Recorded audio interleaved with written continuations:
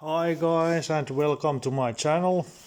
Today is a kind of snowstorm here in Finland, so I use this day to grind the whole floor. It has had a little surface rust all over the place, so I grinded all that away. And now it's ready for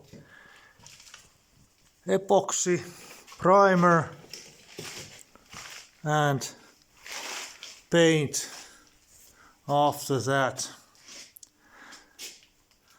That's not sanded yet because I'm gonna cut the major part of the firewall off. So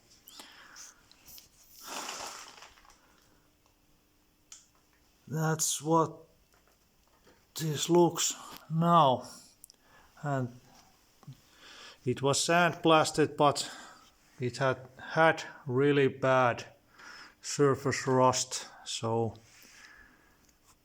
I decided to grind that all away.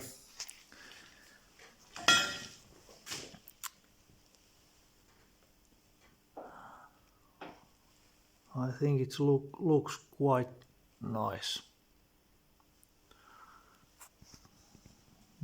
That's it for today. Now I'm gonna have to go and see how much snow has it rained today.